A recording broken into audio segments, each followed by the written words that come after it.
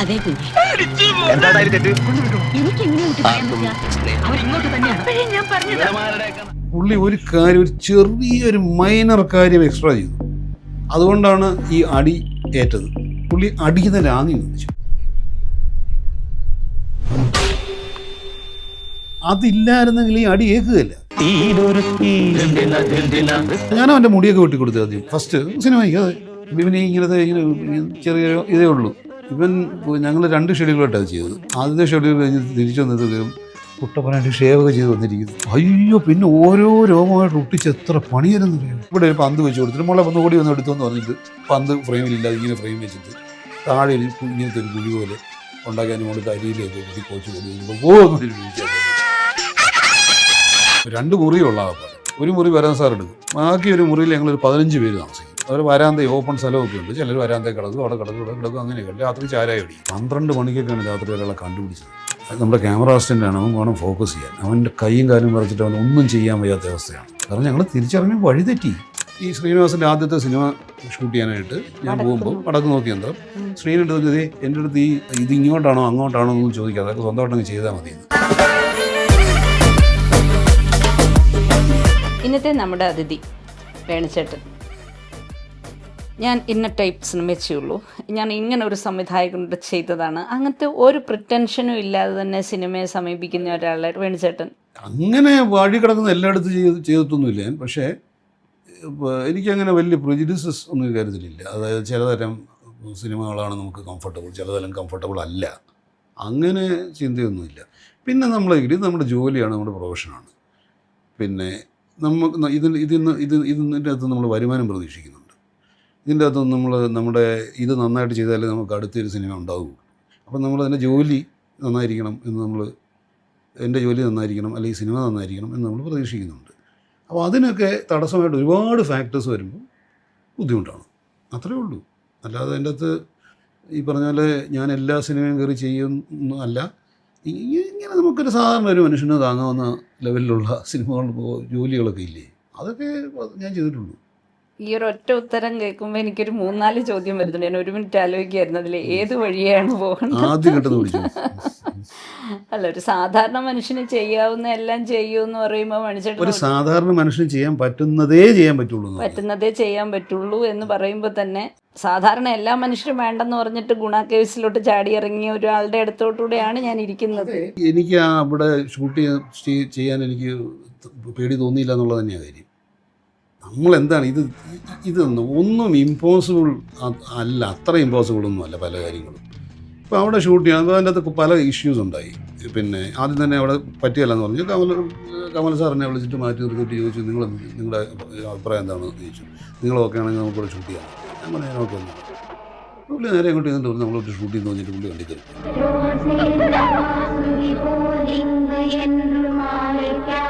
ഇങ്ങനെയാണ് ഉണ്ടായത്. പക്ഷെ ബാക്കി എല്ലാവരും പറ്റില്ല എന്ന് പറഞ്ഞല്ലേ? അതെ, കമൽഹാസൻ പറ്റുമെന്ന് പറഞ്ഞാൽ അത്രേ ഉള്ളൂ. പുള്ളിക്കത്.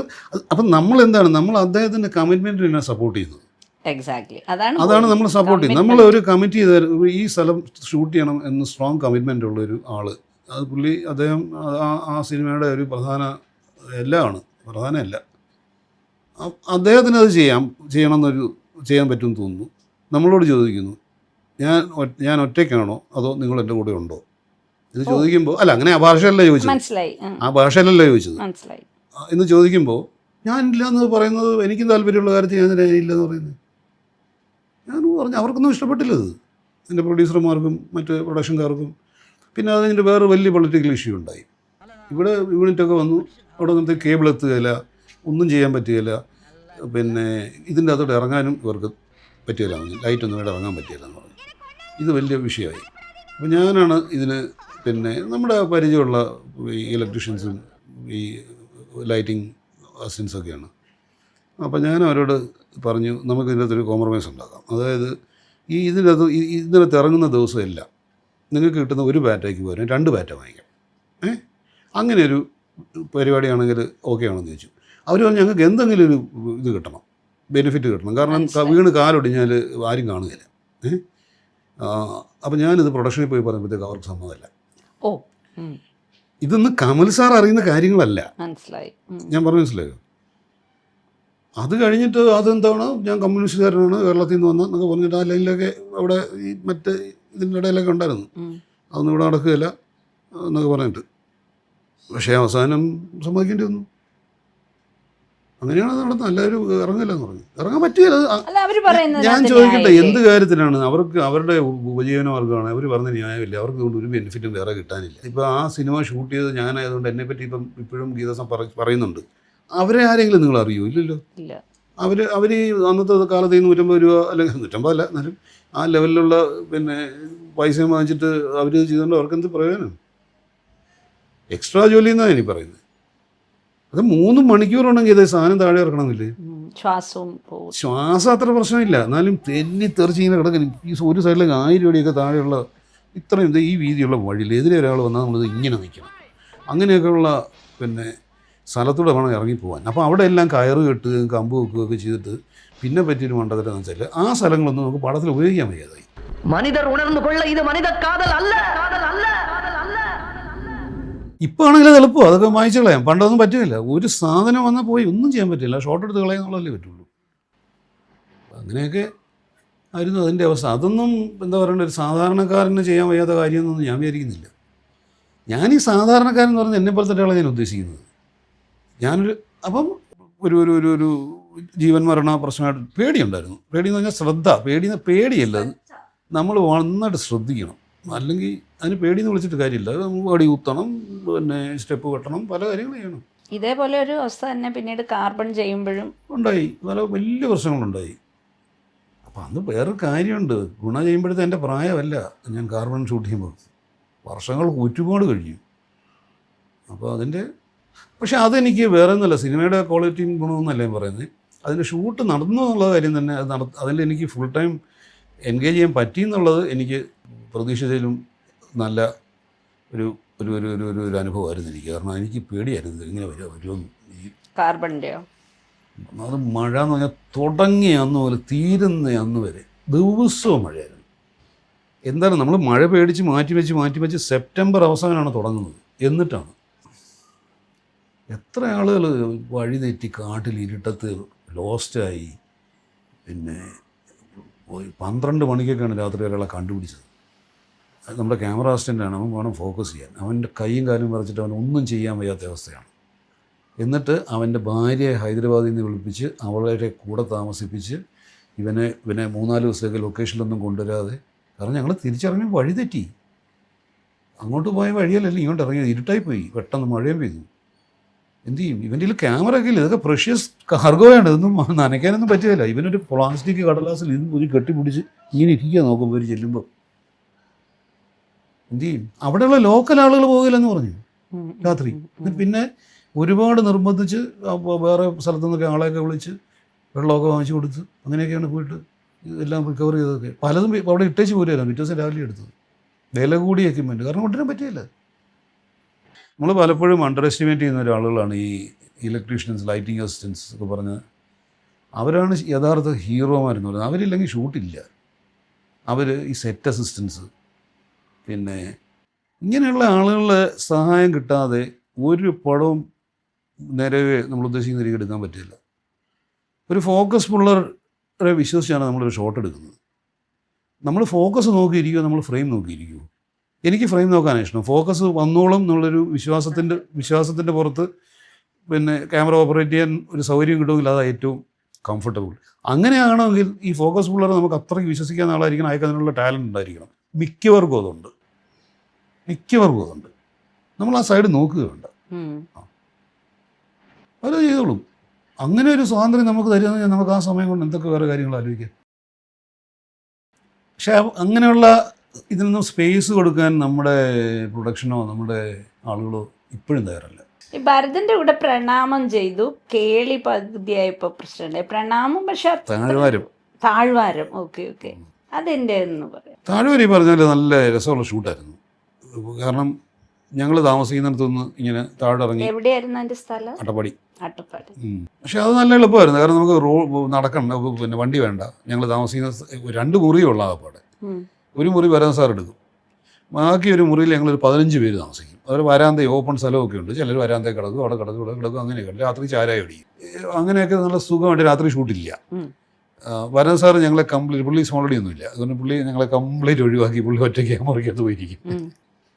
മോഹൻലാൽ ഇവിടെ അല്ല താമസിക്കുന്നത്. കാരണം മോഹൻലാൽ താമസിക്കാൻ പറ്റിയ സ്ഥലം ഇവിടെ ഇല്ല. മോഹൻലാലും ചങ്ങനാട് ചേട്ടനും ഒന്നും ഇവിടെ അല്ല താമസിക്കുന്നത്. എൻ്റെ സുമലതയൊന്നും ഇവിടെ അല്ല.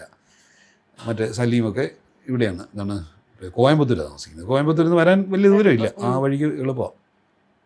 എനിക്ക് ഞാൻ ഷൂട്ട് ചെയ്തതിലുള്ളതിൽ വെച്ച് എനിക്ക് ഇഷ്ടമുള്ളൊരു പടം അതാണ്. വന്നില്ലെങ്കിലും കഷ്ടപ്പാടൊന്നും വരാതെ നിങ്ങളൊക്കെ നന്നായിരിക്കട്ടെ എന്ന് ഉള്ളിലെപ്പോഴും ഒരു വിചാരം ഉണ്ടാവും. നടക്കട്ടെ. നമുക്ക് റെസ്പെക്റ്റ് ഉള്ള ചില ആളുകൾ ഭയങ്കരമായിട്ട് പൂഴ്ത്തി പറയുമ്പോൾ നമുക്ക് തന്നെ തോന്നി ഇത് കൊള്ളാമല്ലോ, അങ്ങനെ തോന്നിയില്ല. അങ്ങനെയല്ല തോന്നിയപ്പെടാ. എൻ്റെ അടുത്ത് ജോഷി സാറിനെ വിളിച്ചിട്ട് ഒരു പടത്തിൻ്റെ കാര്യം എത്ര നാൾ വന്നു ദശരഥ. എൻ്റെ എല്ലാ സ്വത്തുക്കളും ഇവനാണ്. കണക്ക് പറയുന്ന ശുംഭൻ എന്ന് പറഞ്ഞ് എന്നെ പരിഹസിക്കരുത്. പുള്ളി ചേട്ടാ അത് ഗംഭീരമായിട്ട് നിന്റെ വർക്കെന്ന് പറഞ്ഞു. ഞാൻ പറഞ്ഞു അങ്ങനെയാണ് എന്നെ അടുത്ത പടത്തിന് വിളിക്കുന്നത്. അത് പറ്റില്ല, അതിപ്പോൾ പുള്ളി താമസിക്കുക പറഞ്ഞു. മനസ്സിലായി. ഫാസിൽ സാറിന് കുറേ പാച്ച് വർക്ക് ഞാൻ ചെയ്തിട്ടുണ്ട്. ഫുൾ പടം ആയിട്ട് ഞാൻ സത്യമായി ഒന്നും ചെയ്തിട്ടുണ്ട്. ഇതുപോലും ഫുൾ അല്ലായിരുന്നു. മണിച്ചിത്രത്താഴ് ഇല്ല, അതൊക്കെ 2 യൂണിറ്റും ഒക്കെ ആയിട്ട് കുട്ടൻ പല യൂണിറ്റും. അതൊരു വിസ്മയ പരിപാടിയായി. പലരും ഷൂട്ട് ചെയ്യുന്നു, പല സംവിധായകരും. പക്ഷെ അത് കണ്ടു കഴിഞ്ഞാൽ ഒരാളാന്ന് അത് പിന്നെ ഫാസിലിൻ്റെ ഒറ്റ കോൺഫിഡൻസ് ആണല്ലോ അത്.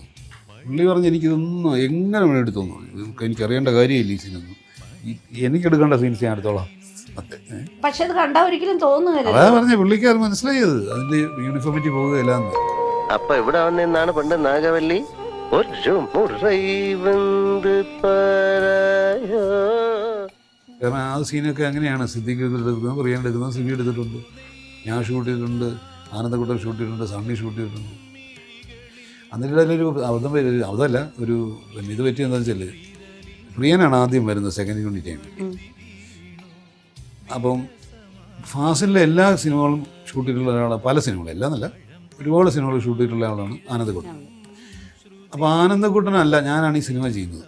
അപ്പോൾ ആനന്ദക്കുട്ടൻ പ്രിയനൊരു ക്യാമറമാൻ വേണമല്ലോ, പ്രിയൻ വരുമ്പോൾ.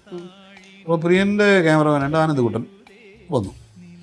പ്രിയനും ആനന്ദക്കുട്ടൻ തമ്മിൽ വലിയ സിങ്കില്ല, അവർ തമ്മിൽ അങ്ങനെ വലിയ അടുപ്പം പോലും ഇല്ല.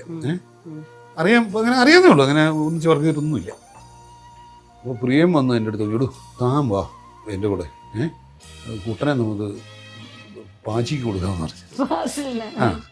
പാച്ചി എന്നാണ് വിളിക്കുന്നത് പ്രിയൻ, പാച്ചിക്ക് കൊടുക്കാമെന്ന് പറഞ്ഞു. അല്ല അവരൊക്കെ ഒരു പ്രായക്കാരാണ്, പാച്ചി എന്നാണ് വിളിക്കുന്നത്. അപ്പോൾ എനിക്കറിയാമേ. എന്നിട്ട് പിന്നെ ഞാൻ പറഞ്ഞു അത് ഒന്നുമല്ല, ഞാൻ ഈ പടത്തിൻ്റെ മെയിൻ ക്യാമറമാൻ നടക്കുകയില്ലെന്ന് പറഞ്ഞു. പ്രിയം പോയി പാച്ചിക്കടുത്ത് പോയി ഭയങ്കര അടിച്ച് പിന്നെ നിങ്ങൾ എത്ര പടം ചെയ്തിട്ടുള്ളതാണ്, എനിക്കാണെങ്കിൽ ഇയാളുമായിട്ട് സൗകര്യം എന്നൊക്കെ പറഞ്ഞിട്ട് എന്നെ സെക്കൻഡ് യൂണിറ്റ് ആക്കി. അങ്ങനെ ഞാൻ സെക്കൻഡ് യൂണിറ്റായി. കുട്ടൻ പിന്നെ ഏകദേശം അല്ല, എനിക്കൊന്ന് എന്നെക്കാളും കൂടുതൽ ഷൂട്ട് ചിലപ്പോൾ കുട്ടനായിരിക്കും. കൂടുതലായിരിക്കില്ല എന്നാലും ഭയങ്കര യൂണിഫോമിറ്റി. അതിന്റെ കാരണം എന്താണെന്ന് വെച്ചാൽ ഒരു സെക്ഷനായിട്ടാണ് ചെയ്യുന്നത്. ഒരു സീൻ്റെ 2 ഷോട്ട് ഒരു ക്യാമറമാനും 3ാമത്തെ ഷോട്ട് വേറൊരു ക്യാമറമാനും അല്ല എടുക്കുന്നത്. അപ്പം തന്നെ അതിനൊരു യൂണിഫോമിറ്റി വരും. പിന്നെ വേറൊരു സ്പേസ് ആകുമ്പം അതിന് ഇത്ര വലിയൊരു പിന്നെ അതിൻ്റെ വലിയൊരു വ്യത്യാസമൊന്നും വരേണ്ട കാര്യമൊന്നുമില്ല. വേണിച്ചേട്ടന് പൊതുവെ എനിക്ക് പല ഇന്റർവ്യൂവിലും കണ്ടിട്ടുണ്ട് ആലോചന ഫിലിംസ് എന്ന് പറഞ്ഞൊരു പുച്ഛവാ. ആലോചന ഫിലിംസ് ഒരു ഷോട്ട് കഴിഞ്ഞാൽ പിന്നെ ഡിസ്കഷനാണ്. എല്ലാവരും മാറി കൂടി നിന്നിട്ട് അസിസ്റ്റന്റ് ഡയറക്ടറും കൂടെ ഭയങ്കര ഡിസ്കഷനാണ്. എന്താണെന്ന് ചോദിച്ചാൽ ഒരു പിടിയില്ല. കുറേ കഴിഞ്ഞിട്ട് തിരിച്ചു വന്നിട്ട് ആദ്യം പറഞ്ഞ കാര്യം തന്നെ പറയും. അത് ഞാനല്ല എൻ്റെ ആള്. ആലോചന ഫിലിംസ് പേരിട്ട മുകേഷാണ്.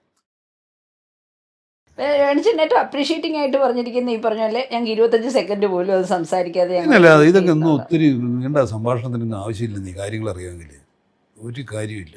ചില ആളുകൾ നമ്മളെ നേരെ വിളക്കുന്നവരെ ഇരുത്തി ഓരോന്ന് പറഞ്ഞുകൊണ്ടിരിക്കും. ഒന്നും നമുക്ക് ഒരു പിടിയും കിട്ടുകയില്ല. എന്ത് കാര്യത്തിനാണ് പിന്നെ ഇത് പറയുന്നത്? വെഞ്ചേട്ടൻ്റെ സിനിമകൾ ഞങ്ങൾക്കൊക്കെ ഒരു ഫീലുണ്ട്. ഇതൊക്കെ ഞങ്ങൾക്കെല്ലാം അറിയാവുന്ന സിനിമയാണ്. പക്ഷെ ലിസ്റ്റ് എടുക്കുമ്പോൾ Taj Mahal A moment of love, അത് പലർക്കും അറിയില്ലായിരിക്കും. അത് അവരൊക്കെ അതൊരു ഇംഗ്ലീഷ് അത് ഇവരുടെ ഷാജഹാൻ്റെ കഥയൊക്കെ അതൊരു ചെറിയൊരു സ്റ്റൈലിലുള്ളൊരു സിനിമ, അത്രേ ഉള്ളൂ. ആ സിനിമയ്ക്കൊരു അതിൻ്റെ പുറകിലൊരു വലിയ പൊളിറ്റിക്കൽ മോട്ടീവ് ഉണ്ടായിരുന്നു. അതെനിക്ക് പിന്നെയാണ് മനസ്സിലായത്. അതായത് ഇതിൻ്റെ ഡയറക്ടർ ഒരു കാനഡയിൽ സെറ്റിൽ ചെയ്തിട്ടുള്ള ഒരു ഇന്ത്യൻ പയ്യനാണ്. എൻ്റെ പേര് ഞാൻ പറയുന്നില്ല. പിന്നെ അപ്പോൾ അവൻ്റെ അച്ഛൻ ഫറൂഖ് അബ്ദുള്ളയുടെ ക്ലാസ്മേറ്റാണ്. അവരൊന്നിച്ച് പഠിച്ചതാണ് ഏതോ ഡൂൺ സ്കൂളിലോ അങ്ങനെ വലിയ സ്ഥലത്ത്. കാശ്മീരിലെ ആ സമയത്തെ അവസ്ഥ എന്ന് പറഞ്ഞാൽ ടോട്ടൽ കയോസാണ്. ഒന്നുമില്ല അവിടെ, ഒരു സാധനമില്ല, ടൂറിസം ഇല്ല, ഒന്നുമില്ല. പിന്നെ മുഴുവൻ ഇവരുടെ ഈ റബലുകളുടെ കൺട്രോളിലാണ് കാര്യങ്ങൾ. പല സ്ഥലത്ത് നമുക്ക് പോകാൻ വയ്യ, അങ്ങനെയൊക്കെയുള്ള സിറ്റുവേഷനാണ്. അപ്പം ഞങ്ങൾക്ക് അവിടെ കാശ്മീരിലാണ് അത് ഷൂട്ട് ചെയ്തത്. ഇതിൻ്റെ ഒരുപാട് ഷൂട്ട് കാശ്മീരിലായിരുന്നു. താജ്മഹൽ നമ്മൾ അവിടെ മാത്രമേ ഷൂട്ട് ചെയ്തിട്ടുള്ളൂ. ഇയാളെ പിന്നെ എന്തോ ഷാജഹാൻ്റെ ഏതോ ഒരു എപ്പിസോഡിൽ ഇയാളെ എന്തായാലും നാട് കടത്തുമോ അങ്ങനെയാണ് ചെയ്തൊരു സംഭവമുണ്ട്, എനിക്ക് ഓർമ്മയില്ല എന്നാണ്. അതാണ് ഇതിൻ്റെ കഥ, അല്ലാതെ വലിയ മറ്റേ മുഗളിയാസം പോലൊന്നും ഇല്ല. അപ്പം ഫറൂഖ് അബ്ദുള്ളയാണ് ചീഫ് മിനിസ്റ്റർ. ഇതിൻ്റെ ഈ സിനിമയുടെ 4 പേര് ചേർന്നാണ് ഇത് പ്രൊഡ്യൂസ് ചെയ്യുന്നത്. എനിക്കിത് ക്യാമറ പറയാൻ ഒരു മടിയില്ല, കാരണം എനിക്ക് ഇതിനായിട്ട് അറിയാവുന്ന കാര്യം. 4 പേരാണ് എൻ്റെ പ്രൊഡ്യൂസേഴ്സ്. ഒന്ന് ഞാൻ ഈ പറഞ്ഞ പയ്യനല്ല, അവൻ്റെ അച്ഛൻ. 2 ഇവൻ്റെ ചേട്ടൻ, ഈ ഡയറക്ടറുടെ ചേട്ടൻ. 3 പിന്നെ ഒരു പഞ്ചാബി ഒരു അബ്കാരി കോൺട്രാക്ടർ. 4 കാശ്മീരിലെ ജമ്മു കാശ്മീരിലെ ചീഫ് വനം കൺസർവേറ്ററുടെ മകൻ. ഇത്രയും പേരാണ് ഇതിൻ്റെ പ്രൊഡ്യൂസേഴ്സ്. ഈ സിനിമ ഉണ്ടാകാനുള്ള ഏക ഉദ്ദേശം കാശ്മീർ നോർമലാണെന്ന് ലോകത്തിനെ കാണിച്ചു കൊടുക്കാനുള്ള ഒരു ഉപായമായിരുന്നു എന്നുള്ള കാര്യം എനിക്ക് പിന്നെ മനസ്സിലായത്. കാരണം മനുഷ്യൻ കാല് കുത്താത്ത സമയത്ത് അവിടെ ഒരു സിനിമ ഷൂട്ട് ചെയ്യുക. പിന്നെ സിനിമാ തിയേറ്ററുകൾ ഇല്ലാതായിട്ട് വർഷങ്ങളായി, തുറക്കുന്നില്ല. അപ്പം ഞങ്ങളവിടെ ചെന്ന് ഷൂട്ട് തുറന്നതിന് 2 ദിവസം മുമ്പ് അവിടുത്തെ ഒരു പ്രധാന തിയേറ്റർ, ചിത്ര തിയേറ്റർ എന്ന് അങ്ങനെയുള്ള എനിക്ക് ഓർമ്മയില്ല, ആ സിനിമ വലിയ ആഘോഷപൂർവ്വം വീണ്ടും തുറക്കുകയാണ്. ഗവൺമെൻറ്റിൻ്റെ സ്പോൺസർഷിപ്പിൽ തുറക്കുകയാണ്. ഫസ്റ്റ് ഷോയ്ക്ക് തന്നെ ഗ്രനേഡ് പൊട്ടി 6 പേര് മരിച്ചു. ഇത് നമ്മുടെ ഈ സിനിമയൊക്കെ അതിൻ്റെ ഭാഗം ആലോചിക്കണം. ഇതൊന്നും നമുക്ക് അപ്പോഴും മനസ്സിലാകുന്നില്ല. ഈ പഞ്ചാബി അബ്കാരി ഇതിൻ്റെ അകത്ത് വരുന്നത് എങ്ങനെയാണെന്ന് വെച്ചാൽ, അയാൾക്ക് 5 മദ്യക്കട തുടങ്ങാനുള്ള ലൈസൻസ് ഫറൂഖ് അബ്ദുള്ള അവിടെ കൊടുത്തിട്ടുണ്ട് ശ്രീനഗറിൽ. അപ്പം ഞാൻ ഈ അടുത്ത് ചോദിച്ചു, ഇത് ഇന്നലെ നിങ്ങൾ ചിത്ര തിയേറ്ററിൽ സംഭവം അറിഞ്ഞതല്ലേ, ഇത് നിങ്ങൾക്കും സംഭവിക്കാമെന്നുള്ളതിന് എന്താ ഉറപ്പ്? ഞാൻ ഈ അടുത്ത് ചോദിച്ചു. അല്ലാതെ പറഞ്ഞെന്താ അറിയോ, ഒരാൾക്ക് 10 ലക്ഷം അത്രയേ ഉള്ളൂ ചിലവെന്ന്. എനിക്ക് ഇവിടുന്ന് ഞാൻ പ്രതീക്ഷിക്കുന്ന ലാഭം ഒരു 2-3 കോടി രൂപയാണ് ഒരു വർഷമെന്ന്. ഒരാൾക്ക് 10 ലക്ഷം രൂപ കൊടുത്താൽ തീരുന്ന പ്രശ്നമേ ഉള്ളൂ. എന്നിട്ട് അതിൻ്റെ കൂടെ ഈ ഫോറസ്റ്റ് കൺസർവേറ്ററുടെ മകന് ഒരു ഫാക്ടറി ഉണ്ട് അവിടെ, ഒരു ഫർണിച്ചർ ഫാക്ടറി. നല്ല ഇതല്ലേ ഫോറസ്റ്റ് കൺസർവേറ്റർ മകൻ തുടങ്ങാൻ ഏറ്റവും നല്ലത്. ഈ ഫർണിച്ചർ ഫാക്ടറി തുടങ്ങിയതിന് ശേഷം ജമ്മു കാശ്മീരിൽ സർക്കാർ ഒരു പുതിയ ഓർഡർ ഇറങ്ങി. ജമ്മു കാശ്മീരിലെ എല്ലാ സർക്കാർ ഓഫീസുകളിലും ഫർണിച്ചറെല്ലാം മോശമാണ്, പുതിയത് കിടക്കണമെന്ന്. ഞാൻ കളി പറഞ്ഞല്ല, മനസ്സിലായി. അപ്പം അവിടെ വൻതോതിൽ അവിടെ ഇത് നടന്നുകൊണ്ടിരിക്കുകയാണ്, ഫർണിച്ചർ നിർമ്മാണം നടന്നുകൊണ്ടിരിക്കുകയാണ്. ഓരോരുത്തർ നാട്ടിൽ പഴയ നല്ല 1ാം ക്ലാസ് സാധനങ്ങളാണേ എടുത്ത് മാറ്റിയിട്ട് ഈ വെറുതും പ്ലൈവുഡിൻ്റെ വാങ്ങിച്ചിടുക. ഇങ്ങനത്തെ കറപ്ഷൻ അവിടെ നടക്കുന്നത്. ഇതിൻ്റെ ഇടയിലാണ് നമ്മൾ എന്ന് സിനിമ ഷൂട്ടിംഗ് എന്ന് പറഞ്ഞിരുന്നത്. താജ്മഹൽ എന്നൊക്കെ പറഞ്ഞിട്ട് അവിടെ ചെന്നൊന്നും ഒരു പട്ടാളമാണ് തീരുമാനിക്കും, CRPF ആണ് തീരുമാനിക്കുന്നത് നിങ്ങളുടെ ലൊക്കേഷൻ എവിടെയാണ്. രാവിലെ പിന്നെ ഇപ്പം ഇവർക്കൊന്നും വലിയ സിനിമയായിട്ടൊന്നും വലിയ അടുപ്പമൊന്നുമില്ല, ഈ പയ്യനും ഇല്ല. അവൻ ഏതാണ്ട് ഒരു സിനിമ ചെറിയൊരു ഫിലിം സ്കൂളിൽ കണ്ട് പഠിച്ചതാണ്. അപ്പം ഞാൻ മുമ്പ് നിൽക്കേണ്ടത് വെടി ആദ്യം കൊണ്ടുവന്നത് എനിക്കാണ്. അപ്പം അവിടെ പിന്നെ ഇവർ പറയും, അതിൻ്റെ കമാൻഡർ വരും, 32 പേരുണ്ട് ഒരു കമ്പനി എന്ന് പറയുന്നത് CRPF. 32 പേരും ഫുൾ ആംഡായിട്ട് പിന്നെ നമ്മുടെ കൂടെ വരും. അവരുടെ പുറകെ നമുക്ക് പോകാൻ പറ്റുള്ളൂ. 2 വണ്ടിയിൽ 2-3 വണ്ടിയിൽ അവരുടെ നടുക്ക് വേണം, കോൺവോയ് ആയിട്ടേ പോകാൻ പറ്റുള്ളൂ. അപ്പോൾ അവർ പറയും, ഒരിടത്ത് വണ്ടി നിർത്തുമ്പോൾ എന്നിട്ട് ഇറങ്ങി വരും, ഇവിടെ പറ്റുമെന്ന് ചോദിക്കും. അപ്പം തന്നെ നമ്മൾ പറ്റുമെന്ന് പറയും. അങ്ങനെ ഷൂട്ട് ചെയ്തൊരു സിനിമയത്. ഒന്നും ചെയ്യാൻ പറ്റില്ല. ചിലപ്പോൾ നോക്കുമ്പോൾ അതിന് മുകളിൽ തോക്കുമായിട്ടൊരു 4 ഇവന്മാർ CRPF ഇങ്ങനെ നിൽക്കുന്നുണ്ട്. ഫ്രെയിമിൽ നിന്ന് മാറാൻ പറഞ്ഞാൽ മാറുകയില്ല, കാരണം അവർ പറയുന്നത് ഞങ്ങൾക്ക് ഇവിടെ നിൽക്കാനാണ് ഓർഡർ. പിന്നെ നമ്മൾ ഫ്രെയിം മാറണം. അപ്പം ഇങ്ങനെ കുറേ ആളുകൾ ഞങ്ങൾ ഈ ഗുൽമർഗിലോട് പോകുന്ന വഴിക്ക് വലതുവശത്ത് കുറേ 5-6 വീടുകളും കുറേ ആളുകൾ ഇങ്ങനെ അവരുടെ ഈ ഫിരൺ എന്ന് പറഞ്ഞ വലിയ ഉടുപ്പ് പോലത്തെ സാധനമില്ല, അത് വിട്ടത് ഇങ്ങനെ ഇരിപ്പുണ്ട്, കുത്തിയിരിപ്പുണ്ട്. ഒരു 10-50-60 പേരെങ്കിലും കാണും. എല്ലാ ആണുങ്ങളാണ്. ഞാൻ ഈ ഡ്രൈവറുടെ അടുത്ത് എന്താണെന്ന് വെച്ചാൽ അയാൾ ഇങ്ങനെ പറഞ്ഞു മറ്റുള്ളവരൊക്കെ വണ്ടിയിലുണ്ട്. അവിടെ ചെന്നിട്ട് അയാളുടെ അടുത്ത് നേരത്തെ ചോദിച്ച സംഭവം എന്താണെന്ന് അറിയാമെന്ന് ചോദിച്ചു. പറഞ്ഞു എനിക്കത് മനസ്സിലായില്ലെന്ന് പറഞ്ഞു. അയാൾ പറഞ്ഞു അതിൻ്റെ പേര് റൗണ്ടപ്പ് എന്നാണ് എൻ്റെ പേര്, റൗണ്ടപ്പ് ഹോരയായിരുന്നു. ഞാൻ റൗണ്ടപ്പോ അതായത് ഇവിടെ ഇപ്പം ആരെങ്കിലും പുറത്തുനിന്ന് വല്ല പരിചയമില്ലാത്ത ആരെങ്കിലും ഇവിടെ കണ്ടു കഴിഞ്ഞാൽ ഇവിടെ പോലീസിൻ്റെ ഇൻഫോർമേഴ്സ് ഉണ്ട്, അവർ പറയും ഒരാളെ ഇവിടെ കണ്ടു. അപ്പോൾ അങ്ങനെ വരുമ്പോഴത്തേക്കും ഇവർ രാവിലെ ഒരു 4 മണി 4:30 ആകുമ്പോഴത്തേക്കും വന്ന് വളയും ഈ സ്ഥലം മുഴുവൻ. എന്നിട്ട് എല്ലാവരെയും 16 വയസ്സ് മുകളിലുള്ള എല്ലാവരെയും വിളിച്ചതുപോലെ ഇങ്ങനെ ഇരുത്തിയിട്ട് പിന്നെ ഇവരുടെ ഇൻഫോർമർ വരും. അവനെ ഫുൾ ബൂർഖയൊക്കെ ഇടിച്ചിട്ട് ഒന്നും കാണിക്കാതെ കൊണ്ടുവന്നിട്ട് ഇവനിങ്ങനെ വന്നിട്ട് ഏതെങ്കിലും തന്നെ ചൂണ്ടിക്കാണിച്ചു കൊടുക്കും. ചിലപ്പോൾ അത് അവൻ്റെ ഒരു ശത്രുവായിരിക്കും, ചിലപ്പോൾ എന്തുമാകാം. അവൻ്റെ വിരോധം ഉണ്ടെങ്കിൽ ഇവനോട് കഴിയുന്നത് എന്ന് പറഞ്ഞിട്ട് വിളിച്ച് നേരെ കൊണ്ട് വണ്ടി കയറ്റുന്നു. പിന്നെ മിക്കവാറും അവനെ പിന്നെ കാണുന്നില്ല എന്ന് പറയും. അപ്പോൾ ഇലക്ഷൻ സമയമാണ് അവിടെ കാശ്മീരിൽ. ഞങ്ങൾ ഈ ഗുൽമർഗിൽ താമസിക്കുന്ന ഹോട്ടലിൽ ഫറൂഖ് അബ്ദുള്ള ഹെലികോപ്റ്ററിൽ വരും. അപ്പോൾ ഈ ഹെലികോപ്റ്ററിൽ ഇയാൾ വരുന്നതിന് മുമ്പ് ഒരു അരമണിക്കൂർ മുമ്പ് അല്ല ഒരു 3/4 മണിക്കൂർ മുമ്പ് ഒരു 10-15 വലിയ മറ്റേ ആർമി ടൈപ്പ് ആർമേർഡ് വെഹിക്കിൾസ് അറിയില്ല, അങ്ങനത്തെ സാധനങ്ങളൊക്കെ അവിടെ വരും. പട്ടാളക്കാരെല്ലാം വെച്ചാൽ നമുക്ക് വിശ്വസിക്കാൻ വയ്യാത്ത രീതിയിലുള്ള പിന്നെ ഭീകരാവസ്ഥയാണ്. എന്നിട്ട് ഇയാളെ വന്നിട്ട് കേസ് കണക്കിന് സ്കോച്ചുമായിട്ട് വന്നിട്ട് അവിടെ ഇരുന്നിട്ട് ഇവരുമായിട്ടിരുന്ന് വെള്ളടിയാണ്. അപ്പോൾ എന്നെ ആദ്യത്തെ ദിവസം വിളിച്ച് ഞാൻ പോയില്ല. അപ്പോൾ അവിടെയുള്ള ആ ഹോട്ടലിൻ്റെ മാനേജർ ഒരു വയസ്സിനുണ്ട്. അയാളെ ഷെയ്ത്താനാണ് വിളിക്കുന്നത്, ഫറൂഖ് അബ്ദുള്ള. ഷെയ്ത്താൻ ആരേ എന്ന് പറയും. അപ്പോൾ ഞാനിത് വെള്ളം അടിക്കാൻ പോകാത്ത കാര്യം വലിയ കാര്യമാണ്. അപ്പോൾ അയാളുടെ തരുന്ന ഈ കാശ്മീരിൻ്റെ കാര്യമൊക്കെ കഥയൊക്കെ പറഞ്ഞു. ഒരു ദിവസം ഞങ്ങൾ ഇങ്ങനെ വർത്തമാനം പറഞ്ഞിട്ടിരിക്കുമ്പോൾ അവിടുന്ന് ഒരാൾ വന്നു, ഈ പ്രൊഡ്യൂസറുടെ അനിയൻ ഡയറക്ടറുടെ ചേട്ടൻ. അത് ഫറൂഖ് സാബ് കുറേ നേരമായിട്ട് അന്വേഷിക്കുന്നുണ്ട്, നിങ്ങളുടെ കേരളത്തിൽ നിന്നാന്ന് പറഞ്ഞപ്പോൾ ഫറൂഖ് സാബിന് ഉടനെ കാണണമെന്ന് പറഞ്ഞു. അങ്ങനെയാണ് ഇങ്ങനെയാണെന്നൊക്കെ പറഞ്ഞിട്ട് ഞാൻ പറഞ്ഞു എൻ്റെ പൊന്നു ഞാൻ വീട് എന്നൊക്കെ പറഞ്ഞിട്ട് ഇയാളുടെ അടുത്ത് പറഞ്ഞു ചാൽ ഷെയ്ത്താൻ ബുലാറേനാ ചലോ. ഞാൻ പറഞ്ഞു പോയി. അവിടെ ചെന്നപ്പോഴത്തേക്ക് ഇയാൾ EMSനെ അറിയാം, മറ്റേതറിയാം, മറിച്ചറിയാം. ഹീറോയിന് വേണ്ടി പഞ്ചാര അടിക്കാൻ വരുന്നതാണ്, വേറെ ഒന്നിനും അല്ല. എന്നിട്ട് കുറേ നേരമൊക്കെ അവിടെ ഇരുന്ന് വർത്തമാനമൊക്കെ പറഞ്ഞ് കുറേ ഒരു 2 കേസ് സ്കോച്ചൊക്കെ അവിടെ എടുത്ത് വെച്ചേച്ച് ഇയാൾ പോകും. 2 ദിവസം കഴിഞ്ഞിട്ട് പിന്നെയും വരും. പ്രേക്ഷകരുടെ നിർബന്ധം മൂലം എന്ന് പറഞ്ഞാൽ വെൺചേട്ടൻ ഈ മാളൂട്ടി എന്നുള്ള സിനിമ ഷൂട്ട് ചെയ്തതിൻ്റെ ഒരു കുലശേഖരം നാറൂരിനടുത്തുള്ളൊരു സ്ഥലമുണ്ട്, തൃപ്പരപ്പ് എന്നൊക്കെ കേട്ടിട്ടുണ്ട്. ആ ഭാഗത്ത് വെച്ചായിരുന്നു അത്. പറഞ്ഞാൽ ഇത് ആ പടത്തിനൊരു എൻ്റെ സ്ക്രിപ്റ്റൊന്നും ഇല്ലായിരുന്നു. ജോൺ ബോളാണ് സ്ക്രിപ്റ്റ് എഴുതാമെന്നൊക്കെ പറഞ്ഞിരുന്നത്. ഒന്നുമില്ല, വെറുതെ ഇങ്ങനെ കുറച്ച് 5-6 കടലാസേ ഉള്ളൂ. പിന്നെ നമ്മുടെ ജയരാജില്ലേ ഡയറക്ടർ, അപ്പോൾ ജയനും എൻ്റെ അസോസിയേറ്റ്. ഞങ്ങളുടെ ജോലി ഞാൻ അന്ന് രാത്രി എടുക്കേണ്ട സീൻ ഞങ്ങൾ രണ്ടുകൊണ്ടിരുന്നുണ്ട്. സത്യം ആരാണത്? കാരണം ഇത് ആക്ഷനേ ഉള്ളൂ, ഇതിൻ്റെ അകത്ത് അങ്ങനെ കുഴിക്കുക പിടിക്കുക എന്നൊക്കെ. പക്ഷേ അത് എഴുതി വെച്ചാലേ നമുക്ക് എടുക്കാൻ പറ്റുള്ളൂ. ഇത് എങ്ങനെയെങ്കിലും എടുത്തോന്ന് പറയാൻ പറ്റുമോ? ഇത് വൈൽഡ് ലൈഫ് ഷൂട്ടിംഗ് ഒന്നും അല്ലല്ലോ. അപ്പോൾ ഞങ്ങളിരുന്ന് എഴുതി ഷോർട്ട് നമ്പറൊക്കെ ഇട്ട് വരാൻ സാർ ഒന്ന് അപ്രൂവ് ചെയ്തിട്ട് പുള്ളി പോകും. ഞങ്ങൾ പോയി രാത്രി പോയി ഷൂട്ട് ചെയ്യുന്ന നേരം വരെ. ആ സിനിമയുടെ ഒരു പ്രധാന ഭാഗം എന്ന് പറഞ്ഞാൽ ഈ റെസ്ക്യൂ ആണ്.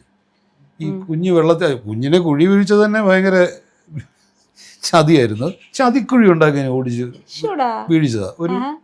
ഇവിടെ ഒരു പന്ത് വെച്ച് കൊടുത്തിട്ട് മുള വന്ന് ഓടി വന്ന് എടുത്തോന്ന് പറഞ്ഞിട്ട് പന്ത് ഫ്രെയിമിലില്ല ഇങ്ങനെ ഫ്രെയിം വെച്ചിട്ട് താഴെ ഒരു ഇങ്ങനത്തെ ഒരു കുഴി പോലെ ഉണ്ടാക്കി അതിന് മുകളിൽ കരിയിലേക്ക് എടുത്തി കോച്ച് ഓടി വന്നപ്പോൾ പോകുന്നതിൽ വീഴ്ച.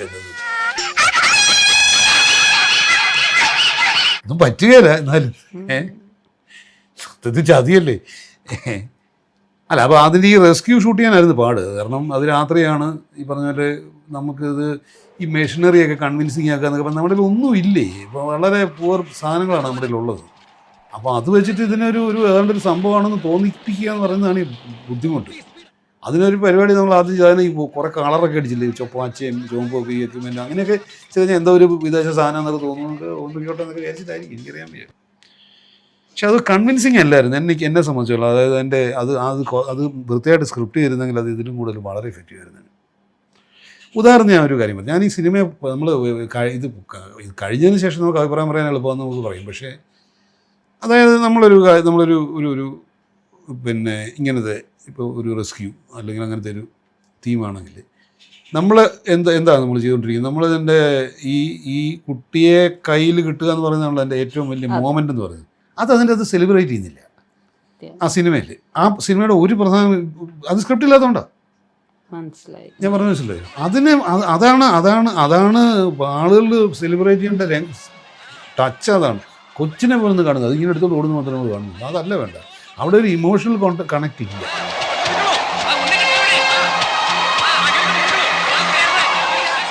പിന്നെ നമ്മൾ പലപ്പോഴും നമ്മൾ ഒരുപാട് സ്പേസ് കൊടുത്തിട്ടല്ലേ സിനിമ കാണുന്നത്. പ്രത്യേകിച്ച് ഇപ്പം പഴയ സിനിമകൾക്കിടെ നമുക്ക് ഈ പ്രായമായവരോടൊരു ബഹുമാനം എന്ന് പറയുന്ന പോലെ പഴയ സിനിമകളോട് നമ്മൾ ആവശ്യം കൂടുതൽ ബഹുമാനം കാണിക്കുന്നുണ്ട് പലപ്പോഴും. അത് അത്രയും ബഹുമാനമൊന്നും പല സിനിമകളും ഡിസർവ് ചെയ്യുന്നില്ല.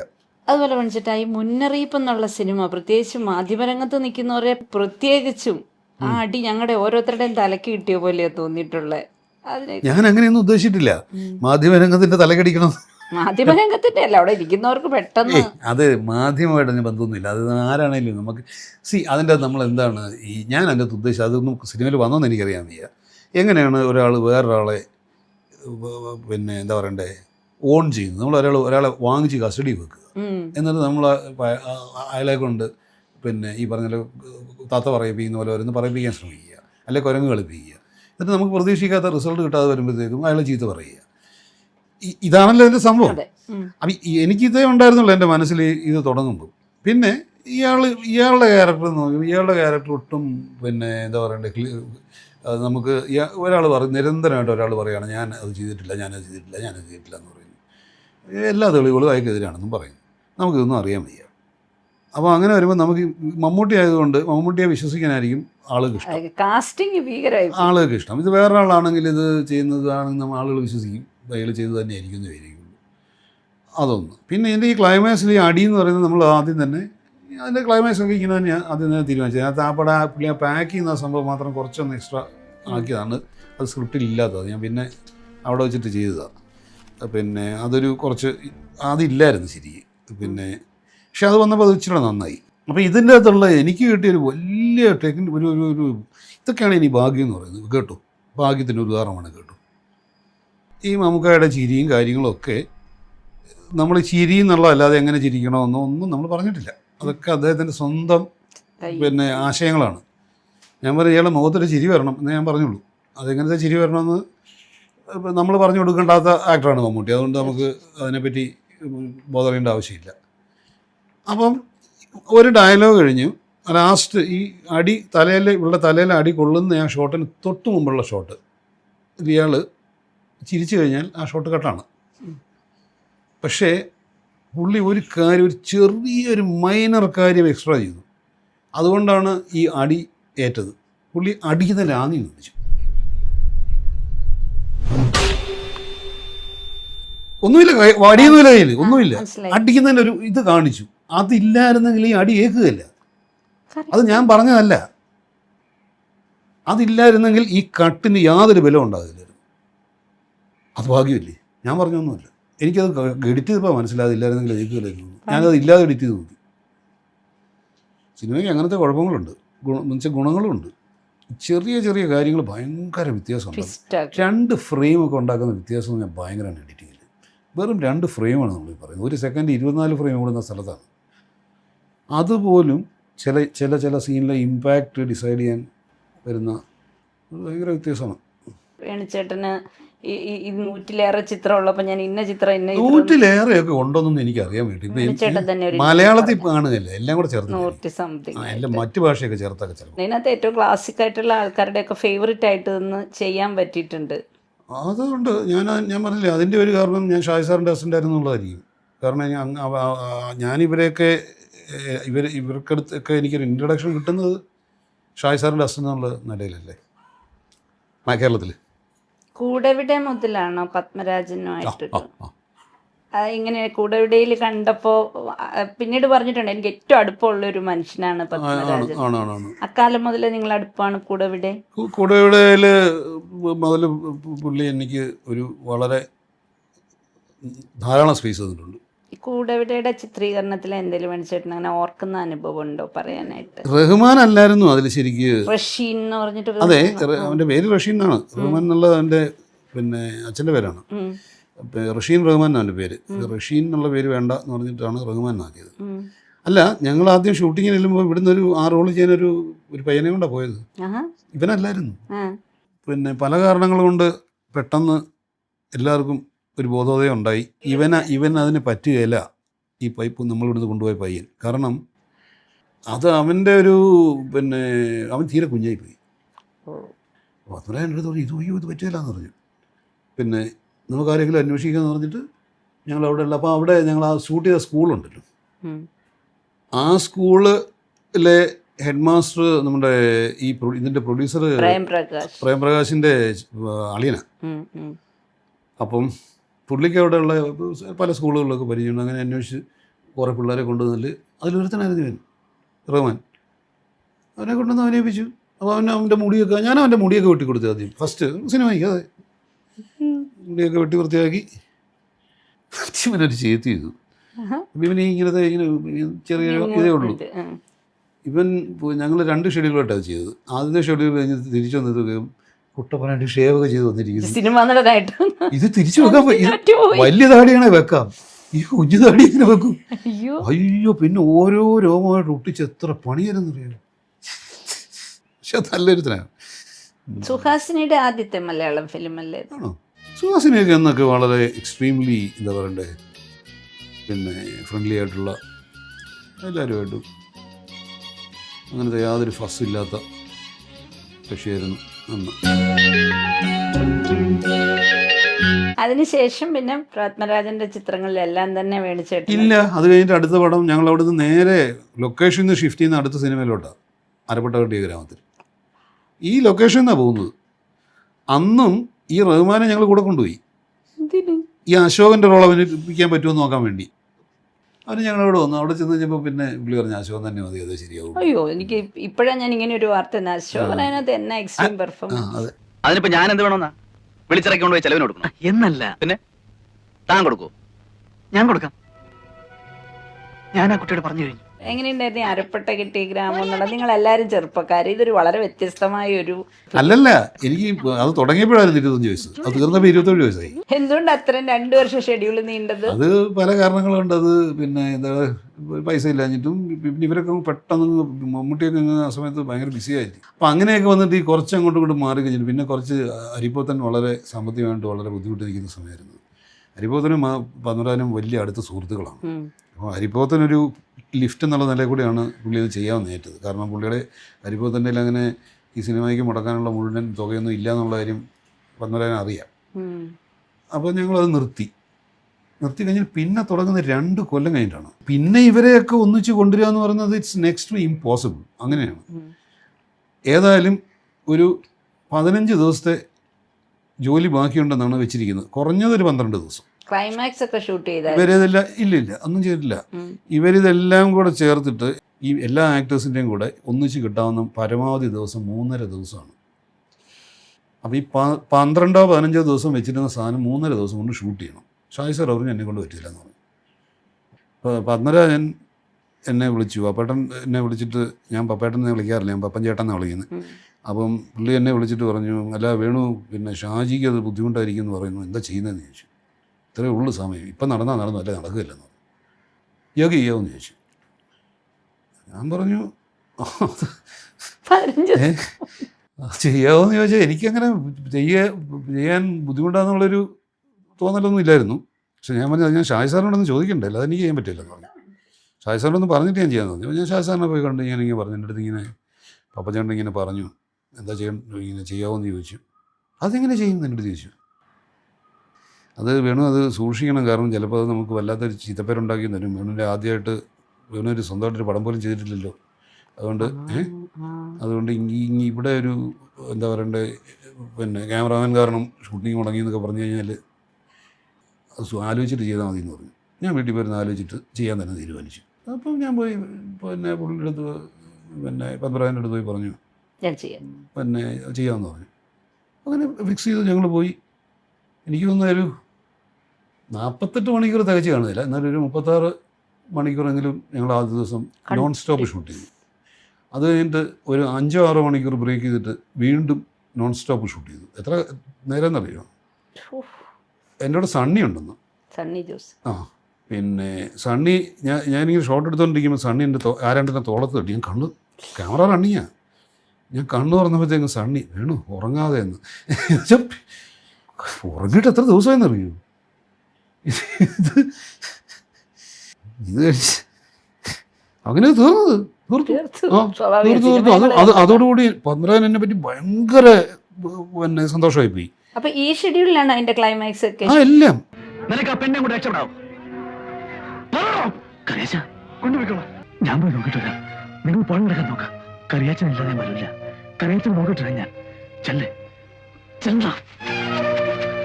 അതിൽ കുറച്ച് ഭാഗമൊക്കെ അവിടെ ഇവിടെയൊക്കെ എടുത്തിട്ടുണ്ടായിരുന്നു നേരത്തെ. എന്നാലും ഉണ്ട്, ഒത്തിരി ഉണ്ട്. അതിൻ്റെ ബിഗിനിങ് മുഴുവൻ ബിഗിനിങ് ആ വീട് പോലെ നമ്മൾ തുടങ്ങിയത്. ആ വീട് വരെ വരുന്നവരെയുള്ള എല്ലാം നമ്മൾ പിന്നീട് എടുത്തത്. അപ്പോൾ ഇത് കഴിഞ്ഞപ്പോൾ പത്മരാജൻ്റെ ഒരു അടുത്ത സിനിമ നമ്മുടെ ഗോപിച്ചേട്ടൻ അഭിനയിക്കാൻ വെച്ചിരുന്ന ഒരു സിനിമയാണ് മഹാനായ പാപ്പച്ചി എന്നാണ് എൻ്റെ പേര്. അപ്പോൾ അത് അരോമമണിയാണ് എൻ്റെ പ്രൊഡ്യൂസ് ചെയ്തത്. അപ്പോൾ ആ ഏകദേശം ആ സമയത്താണ് ഈ തിങ്കളാഴ്ച നല്ല ദിവസം റിലീസ് ചെയ്യുന്നത്. ഇത് കഴിഞ്ഞിട്ട് അത് പിന്നെ കൊമേഴ്ഷ്യലി വീക്കായിരുന്നു. അപ്പോൾ അടുത്ത പടവും പിന്നെ അരുമാമണി തന്നെയാണ് പ്രൊഡ്യൂസ് ചെയ്യേണ്ടത്. അപ്പം പുള്ളിക്കൊരു പത്മരാജനൊരു ചെറിയ വിഷമം. കാരണം ഒരു പടത്തിന് കാശ് പോയി പുള്ളിയുടെ. ഇതും അത് അങ്ങനെ ഒരു കൊമേഴ്ഷ്യൽ പ്രോജക്റ്റ് അല്ല ഇത്. ഇതൊരു സാറ്റയറാണ്. അപ്പം അതൊക്കെ വർക്കാവോ ഇല്ലയോ എന്ന് അറിയാമേ പുള്ളി തന്നെ പറഞ്ഞാൽ നമുക്കിത് വിട്ടുകളയാന്ന് പറഞ്ഞു. ആലോചിക്കേണ്ടത്. എനിക്കൊരു 3000 രൂപ അഡ്വാൻസ് തന്നിട്ടുണ്ട് ഈ മണി സാറ്, അരോമണി. എനിക്ക് ജീവിതത്തിൽ ആദ്യമായിട്ട് കിട്ടുന്നൊരു അഡ്വാൻസാണ്. പുള്ളി അത് പല രീതിയിൽ തിരിച്ചു വാങ്ങിക്കാനുള്ള ശ്രമം തുടങ്ങി. പുള്ളി നേരിട്ട് ചോദിക്കില്ല. പുള്ളി വേറെ ആരെങ്കിലും കൊണ്ട് മാനേജറെ കൊണ്ട് അങ്ങനെ ഇങ്ങനെ. ഞാൻ പറഞ്ഞു മണിസാറിനോട് പറഞ്ഞാലേ എനിക്ക് ആദ്യമായിട്ട് കിട്ടിയ അഡ്വാൻസാണ്, ഇത് ഞാൻ തരുന്ന പ്രശ്നമില്ല, ഇത് വിട്ടേരെ എന്ന് പറഞ്ഞു. അപ്പോൾ അങ്ങനെ അത് കഴിഞ്ഞിട്ട് ഇത് എത്ര നാൾ തുടർന്നുണ്ടോ, ഒരു 1.5 കൊല്ലം തുടർന്നു പല രീതിയിൽ. അപ്പോൾ ഒരു ദിവസം ഞാൻ എയർപോർട്ടിൽ, പുള്ളി നല്ല മനുഷ്യനായി അരോമണി, പുള്ളി ഒരു സരസനാണ്. അപ്പോൾ ഞാൻ എയർപോർട്ടിൽ വെച്ചിട്ട് പുള്ളിയെ തിരുവനന്തപുരത്ത് എയർപോർട്ടിൽ വെച്ചിട്ട് പുള്ളിയെ കണ്ടു.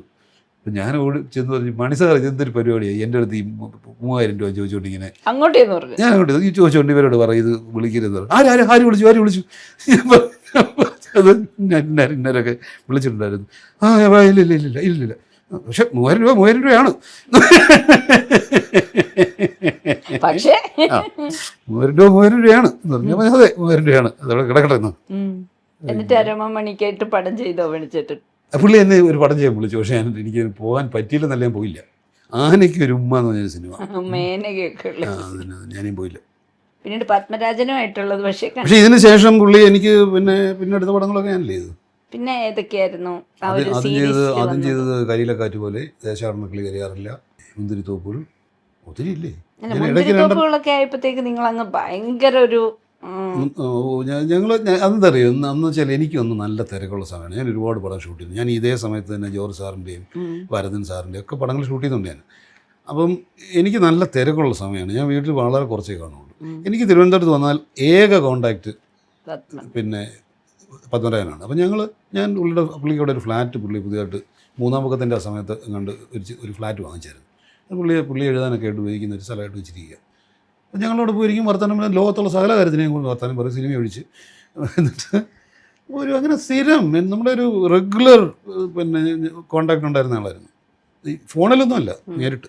മുന്തിരി തോപ്പുകളിലേക്ക് വന്നപ്പോഴത്തേക്ക് മോഹൻലാൽ ഇതിൽ രണ്ടുപേരും ഉണ്ടല്ലോ, കരിയിലക്കാറ്റ് പോലെയൊക്കെ. പക്ഷെ ഇത് കുറച്ചുകൂടെ നിങ്ങൾ ഞങ്ങൾ കേട്ടിട്ടുണ്ട് കഥ ഡിസ്കസ് ചെയ്യുന്നു രാത്രി. ഇപ്പോൾ കഴിഞ്ഞ അനന്തപത്മനാഭനുമായിട്ടുള്ള ഇൻ്റർവ്യൂ പറഞ്ഞു നിങ്ങൾ രാത്രിയിൽ ഇല്ല മണിന്ന് തന്നെ പേരിട്ട ഇതെടുത്തിട്ട് മണിമല്യത്തായിരുന്നില്ലേ അതിൻ്റെ പ്രൊഡ്യൂസർ.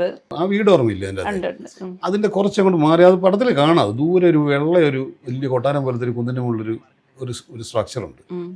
ഇതിൻ്റെ അത് ആ ഓയിൽ ടാങ്കർ ഇല്ലേ, മറ്റേ പെട്രോൾ ടാങ്കർ, ലാലാണല്ലോ ഓടിക്കുന്നത് പടത്തിൽ. ലാൽ തന്നെ ഓടിച്ചുകൊണ്ട് ഞങ്ങൾ 3 പേരും കൂടെ അവിടെ പോയി ചിലപ്പം സോൾ കളിക്കും, ചിലപ്പം ടേബിൾ ടെന്നീസ് കളിക്കും, അങ്ങനെ ഉണ്ടായിരുന്നത്. ആ സമയത്തൊക്കെ എന്ന് പറഞ്ഞാൽ നമ്മൾ ഒരുപാട് ക്ലോസ് ആയിരുന്നു എല്ലാവരും തമ്മിൽ, ഈ ഒരു ഫിലിം യൂണിറ്റ് എന്ന് പറയുന്നത്.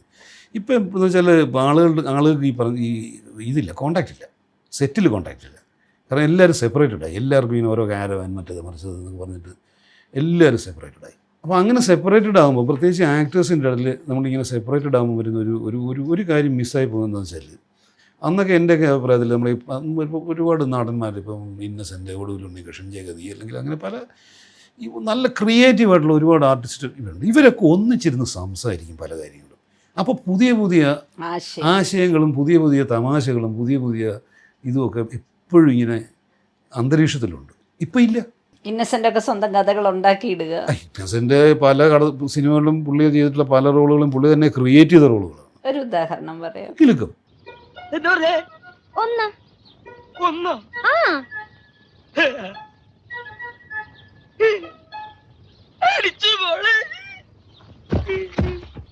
സിദ്ദിഖ് ലാൽ സിനിമകളിലേക്ക് പറഞ്ഞത് അതൊരു വല്ലാത്ത മാറ്റമായിരുന്നു. വേണിച്ചേട്ടന് ഒത്തിരി ഒരു പ്രത്യേക അനുഭവം അല്ലായിരുന്നോ ഇത്തരം സെറ്റുകളിൽ നിന്ന് അവരുടെ സെറ്റിലേക്ക് മാറിയപ്പോൾ ഉള്ള ഒരു ഫീൽ? അതല്ല ഞാൻ പറഞ്ഞു, ഞാനിത് ആദ്യമായിട്ടല്ലെന്ന്. ഞാൻ ആദ്യം ചെയ്ത പടം ലെനിൻ രാജേന്ദ്രൻ്റെ പ്രേം നസീറിനെ കാണാനില്ല. ഇത് എങ്ങും തൊടാത്തൊരു സിനിമയായിരുന്നു. അത് കഴിഞ്ഞിട്ട് ഞാൻ ചെയ്ത സിനിമ വിജയൻ കരോട്ടിൻ്റെ ചന്തയിൽ ചൂടിയിരിക്കുന്ന പെണ്ണെന്നൊരു സിനിമയാണ്. അത് വെളിച്ചം കണ്ടിട്ടില്ല. മൂന്നാമത് ഞാൻ ഷൂട്ട് ചെയ്യുന്നത് പിന്നെ മണിക്കോളുടെ സിനിമയാണ്. അല്ല ഞാൻ പറഞ്ഞു, ഇതിൻ്റെ അകത്തൊന്നും ഒരു കണക്കും ഒന്നും ഇല്ല. നമ്മളങ്ങനെ ഏതെങ്കിലും അങ്ങനെ ഒരു സിനിമ ഇങ്ങനെ ഒരു സിനിമ ഒന്നും അങ്ങനെയല്ല കാണുന്നത്. പിന്നെ അത് കഴിഞ്ഞിട്ട് ഇനി ബുദ്ധദേവദാസ് കുട്ടിയുടെ സിനിമ ഷൂട്ട് ചെയ്യാൻ തുടങ്ങി. അതിൽ 5-6 ഞാൻ ചെയ്തു. സിദ്ദിഖിനുള്ള സിനിമ എനിക്ക് അങ്ങനത്തെ ഒരു സിനിമ എനിക്ക് അപരിചിതമായത് പറഞ്ഞിട്ട് ഒരു കാര്യമില്ല. ഞാൻ സിബിയുടെ സിനിമ ഷൂട്ട് ചെയ്തിട്ടുണ്ട് അതിന് മുമ്പ്. പിന്നെ എത്ര സിനിമ ഷൂട്ട് ചെയ്തിട്ടുണ്ട്. ഇവരുടെ ഈ തമാശ എന്നൊക്കെ പറഞ്ഞാൽ നമ്മൾ ഇതൊക്കെ ഒരു 10 മിനിറ്റ് കൊണ്ട് നമുക്ക് പിന്നെ നമ്മൾ ആ ട്രാക്കിലായി പോകും ഏത് സിനിമയാണെങ്കിലും. അല്ലെങ്കിൽ ഈ പറഞ്ഞാൽ ഈ ഏറ്റവും ബുദ്ധിമുട്ടുള്ള സിനിമകളായിരുന്നു ഷൂട്ട് ചെയ്യാൻ.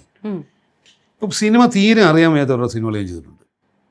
സിനിമയെക്കുറിച്ച് ഒരു ധാരണ അവർ നമ്മളോട് പറഞ്ഞിട്ട് തന്നെ എടുത്ത് ചോദിക്കാൻ പറ്റിയല്ല. അല്ലല്ല ഞാൻ അങ്ങനെയല്ല പറഞ്ഞത്. എൻ്റെ അടുത്ത് പേഴ്സണലായിട്ട് വന്ന് പറഞ്ഞിട്ടുണ്ട്, എനിക്കിതിനെപ്പറ്റി വലിയ പിടിയൊന്നുമില്ല, ഇങ്ങനത്തെ കാര്യങ്ങൾ ഈ ഷോർട്ടും അതുമൊക്കെ വേണം, ഹെൽപ്പ് ചെയ്യണം എന്ന് പറഞ്ഞിട്ടുള്ള എത്ര ഡയറക്ടർമാരുണ്ട്. അതിൻ്റെ അകത്ത് തെറ്റൊന്നുമില്ല. പല ആളുകളും അങ്ങനെ ആണ്. അവരവരുടെ സ്ക്രിപ്റ്റും അവരുടെ ക്യാരക്ടറും ആക്ടിങ്ങും ഒക്കെയാണ് അവർക്ക് പ്രധാനം. ഞാൻ പറയാൻ മനസ്സിലായോ? അങ്ങനെയുള്ള ഡയറക്ടർമാരുണ്ട്. ഞാൻ പറഞ്ഞ വലിയ ഡയറക്ടേഴ്സ് ഒന്നുമല്ല പറഞ്ഞത്, ആദ്യം ഡയറക്റ്റ് ചെയ്യുന്നവർ അങ്ങനെയൊക്കെ ഉള്ളവർ. ഇപ്പോൾ ശ്രീനിവാസൻ വരെ എൻ്റെ അടുത്ത് പറഞ്ഞിട്ടുണ്ടല്ലോ. ഈ ശ്രീനിവാസൻ്റെ ആദ്യത്തെ സിനിമ ഷൂട്ട് ചെയ്യാനായിട്ട് ഞാൻ പോകുമ്പോൾ വടക്ക് നോക്കി യന്ത്രം ശ്രീനിൻ്റെ എൻ്റെ അടുത്ത് ഈ പിന്നെ ഇതെങ്ങനെയാണ്, ഇത് ഇങ്ങോട്ടാണോ അങ്ങോട്ടാണോ എന്നൊന്നും ചോദിക്കാതെ അതൊക്കെ സ്വന്തമായിട്ടങ്ങ് ചെയ്താൽ മതിയെന്ന്. ഇത് വെക്കുന്ന ക്യാമറ വെക്കുന്നതിൻ്റെ കാര്യമൊക്കെ. അപ്പോൾ അങ്ങനെയുള്ളവരുണ്ട്. അവർക്ക് സിനിമയെ പറ്റി അറിയാൻ വയ്യെന്നല്ല ഞാൻ പറഞ്ഞത്. അവർക്ക് അതിനുള്ള പ്രാധാന്യം അവർ വേറൊരാളെ ഏൽപ്പിക്കുകയാണ്. ഇപ്പൊ പ്രഭുദേവ പറഞ്ഞ പോലെ ഇത് മൊത്തം ഒരു സോങ് പോലെ. അതെ, അതല്ലാതെ സിനിമയെക്കുറിച്ച് നല്ല ധാരണ. ഇപ്പം ഞാൻ മണിക്കൂറുടെ കാര്യം പറഞ്ഞില്ലേ, അല്ലെങ്കിൽ അങ്ങനെ പലരും ഉണ്ട് കൃത്യം. ഇപ്പോൾ സിദ്ദിഖ് ഗ്രൂപ്പിൽ പെടുന്നവരാ. മണിക്കോളം സിദ്ദിഖിലായാലും ഒരു ഗ്രൂപ്പാണ് ഇപ്പോൾ എന്നെ സംബന്ധിച്ചോളം. അതാലോചിക്കണം. അവർക്ക് എന്താ വേണ്ടെന്ന് അവർക്ക് കൃത്യമായിട്ട് അറിയാം. നമുക്ക് ജോലി ചെയ്യാൻ വളരെ എളുപ്പമാണ്. ഇതിൻ്റെ ഇടയിലുള്ളൊരു ഗ്രൂപ്പുണ്ട്, അറിയാൻ വയ്യെങ്കിലും അറിയാമെന്ന് ഭാവിക്കും. അവരുടെ കൂടെ ജോലി ചെയ്യാന്ന് പറഞ്ഞാൽ നരക തുല്യമാണ്. കാരണം നമ്മളിങ്ങനെ അഭിനയിച്ചുകൊണ്ടേ ഇരിക്കണം. മാറ്റി നിർത്തി രഹസ്യം പറയുന്ന പോലെ വേണം ഒരു കാര്യം പറയാൻ. മറ്റുള്ളവർ കേൾക്കാൻ പാടില്ല. ഇവരുടെ സ്റ്റേജ് എന്ന് പറയുന്ന സെറ്റാണ്, സ്ക്രീനല്ല. ഇവിടെ പെർഫോം ചെയ്യാണ്. ഭയങ്കര വല്ലാത്തൊരു അനുഭവം അത്. പക്ഷെ ചെയ്യേണ്ടി വന്നിട്ടുണ്ട്, ഒരുപാട് ചെയ്യാതിരുന്നിട്ടുമുണ്ട്. പോയി പണി നോക്കെന്ന് പറഞ്ഞിട്ടുണ്ട്. അത് ആദ്യം ആ കാരണങ്ങൾ കൊണ്ടല്ല. അതൊക്കെ ഈ വേറെ ചില എന്താ പറയണ്ടേ, അതിനെപ്പറ്റി ഞാൻ കൂടുതൽ പറയുന്നില്ല. അല്ലെങ്കിൽ പൊതുവായിട്ട് ഒരു വാചകം പറയാം. നമുക്ക് ചില കാര്യങ്ങൾ നമുക്ക് തീരെ കമ്പാറ്റബിലിറ്റി ഇല്ലാന്ന് തോന്നുന്നില്ലേ? ചിന്തയിൽ ഒട്ടും കമ്പാറ്റബിൾ അല്ല. നമ്മൾ രണ്ട് ഭാഷയാണ് സംസാരിക്കുന്നത്. അല്ലെങ്കിൽ അയാളൊന്നും പറയുന്നില്ല, വേറൊരാളെ കൊണ്ട് പറയിപ്പിക്കുന്നു. അയാളുടെ ഭാഷയും നമുക്ക് മനസ്സിലാകുന്നില്ല, എൻ്റെ ഭാഷ ഇയാൾക്ക് മനസ്സിലാകുന്നില്ല. ഇങ്ങനെയൊക്കെ ഒരു അവസ്ഥ വന്നു കഴിഞ്ഞാൽ പിന്നെ മുമ്പോട്ട് പോകുന്നതിൽ ഒരർത്ഥവും ഇല്ല. പിന്നെ അതൊന്ന്. പിന്നെ രണ്ടാമത്തെ സാമ്പത്തിക കാരണങ്ങളുണ്ട്. ചിലർ കാശ് തരികയില്ല.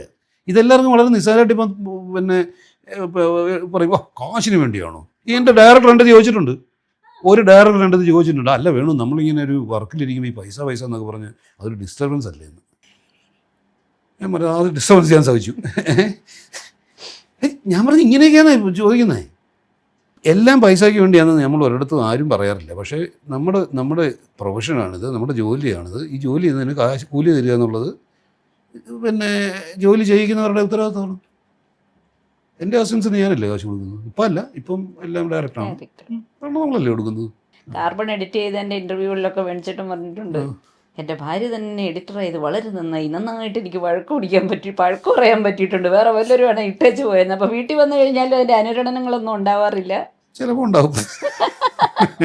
എനിക്ക് വളരെ ഇഷ്ടമുള്ളൊരു കാര്യം എഡിറ്റിംഗ്. ഞാൻ എഡിറ്റിംഗ് മനസ്സിൽ കണ്ടുകൊണ്ടാണ് എൻ്റെ സിനിമ മാത്രമല്ല എല്ലാവരുടെയും സിനിമ ഇഷ്ടം. അതൊരു വലിയ കാര്യം അറിയാം. ക്യാമറമാൻ എഡിറ്റിംഗ് സെൻസ് ഇല്ലെങ്കിൽ എഡിറ്റ് ചെയ്യാൻ ഭയങ്കര പാടായിരിക്കും. എനിക്ക് അന്നേരം എനിക്ക് കൃത്യമായിട്ട് പേര് പറയാൻ പറ്റുന്ന ക്യാമറമാരുണ്ട്, നല്ല ഫ്രണ്ട്സ് എൻ്റെ, പക്ഷേ എഡിറ്റിംഗ് ശ്രദ്ധിക്കില്ല. നല്ല ഡയറക്ടറാണ് പഠിക്കാനില്ല. ദയയുടെ സെറ്റിൽ ആകെ 2 പേരെ വഴക്ക് കേൾക്കാതെ ഉള്ളൂ. ഒന്ന് മഞ്ജു വാര്യർ, ഒരു MD വാസുദേവൻ അത് നായർ. മഞ്ജു വാര്യർ തന്നെ പറഞ്ഞതാ. ആണോ? അപ്പൊ എന്റെ കുറ്റമല്ല. മഞ്ജു വാര്യർ ഇന്റർവ്യൂവിൽ പറഞ്ഞത് അവിടെ 2 പേർക്ക് ചീത്ത കേൾക്കാറില്ല, എനിക്ക് MD സാറിനൊന്ന്. ബാക്കി ഇത് നമുക്കൊരു ഇല കിട്ടിക്കഴിഞ്ഞാൽ അങ്ങോട്ട് പൊലിപ്പിക്കാൻ ഭയങ്കര എളുപ്പമല്ലേ എല്ലാവർക്കും.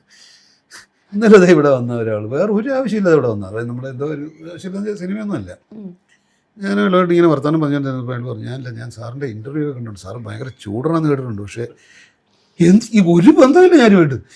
ഞാനിയാളെ ജീവിതത്തിൽ ആദ്യമായിട്ട് കണ്ടത് ഞാൻ ചൂടനാണല്ലോ എന്ന് പറഞ്ഞിട്ട് ഇയാൾക്ക് എന്ത് കാര്യം. വേണിച്ചേട്ടന് ശരിക്കും തോന്നാറില്ലേ? വേണിച്ചേട്ടന് പെട്ടെന്ന് ദേഷ്യം വരും? എനിക്ക് ദേഷ്യമൊക്കെ വരും, അതിന് കാരണമില്ലാതെ എനിക്ക് ദേഷ്യം വന്നിട്ടില്ല ഇന്നുവരെ. ഇത് ഞാൻ പറയാം, ഈ കാര്യത്തിൽ എൻ്റെ മിസ്റ്റേക്ക് എനിക്കറിയാം. എൻ്റെ മിസ്റ്റേക്ക് എന്താണെന്ന് വെച്ചാൽ, എനിക്ക് വേറൊരാളെ കൊച്ചായി കാണാൻ ഇഷ്ടമല്ല. ഞാൻ അവരുടെ അടുത്ത് നിന്ന് ചില കാര്യങ്ങൾ പ്രതീക്ഷിക്കുന്നുണ്ട്, മിനിമം എൻ്റെ ലെവലിലെങ്കിലും ഞാൻ പ്രതീക്ഷിക്കുന്നുണ്ട്. അതിന് ഘടകവിപരീതമായിട്ട് വളരെ മോശമായിട്ട് പെർഫോം ചെയ്യുമ്പോൾ നമുക്ക് ദേഷ്യം വരാതിരിക്കും. ഇപ്പം ഞാൻ ചോദിക്കട്ടെ, ഞാൻ ഗീതയ്ക്ക് തരുന്ന റെസ്പെക്റ്റ് എന്തുകൊണ്ടാണ് എന്ന് ചോദിച്ചാൽ, അത് ഗീതയുടെ അടുത്തുനിന്ന് ഞാൻ ഒരു മിനിമം ക്വാളിറ്റി പ്രതീക്ഷിക്കുന്നുണ്ട്. ആ ക്വാളിറ്റി കിട്ടിയില്ല, എൻ്റെ റെസ്പെക്റ്റ് പോകില്ലേ? അപ്പോൾ എൻ്റെ റെസ്പെക്റ്റ് പോകുന്നത് മാത്രമല്ല, ആ ക്വാളിറ്റി കിട്ടിയില്ലെങ്കിൽ അത് എൻ്റെ ജോലിയും ബാധിക്കില്ല, അപ്പോൾ എൻ്റെ റെസ്പെക്റ്റും പോകില്ലേ? എനിക്കുള്ളത് എല്ലാം കുഴപ്പമാകുകയില്ലേ? അപ്പോൾ അങ്ങനെ വരുമ്പോൾ ദേഷ്യം വരാതിരിക്കൂ. ഉദാഹരണത്തിന് ഞാൻ ചുമ്മാ ഇപ്പം ഞാനിവിടെ നിന്നിട്ട് ഗീത എടുത്ത് പറയണം, പിന്നെ ഗീത മറ്റേ കണ്ടിന്യൂറ്റി ബെൽറ്റ് എടുത്തുകൊണ്ട് വേണം കേട്ടോ, അടുത്ത് നിൽക്കുന്നുള്ളത് കണ്ടിന്യൂറ്റി ബെൽറ്റ് എടുക്കണം കേട്ടോ, അടുത്ത് നിൽക്കുന്നുള്ളത് കണ്ടിന്യൂറ്റി ബെൽറ്റ് എടുക്കണം കേട്ടോ. ഇതിങ്ങനെ റിലേ പോയിട്ട് ഇങ്ങനെ പോവുക. ഞാൻ ചോദിക്കും, ഇത് നമ്മളിങ്ങനെ കുറേ നേരം ഇങ്ങനെ കണ്ടു നമുക്ക് എന്താ തോന്നുന്നത്? ഞാൻ എല്ലാവരും ഇങ്ങനെ നല്ല പറയുന്നത്, ചില സാഹചര്യങ്ങൾ പൊട്ടിത്തെറിച്ചു പോകും, ദേഷ്യം വരും. ആദ്യം പറഞ്ഞവനെ നമ്മൾ ചീത്ത പറയും, ഇയാൾക്ക് അത് എടുത്തുകൊണ്ട് വന്നാൽ എന്താണെന്ന് നമ്മൾ ചോദിക്കും. ഇതാ പ്രശ്നം. പിന്നെ അവനെ 1 മണിക്കൂർ അത് കാണുന്നില്ല.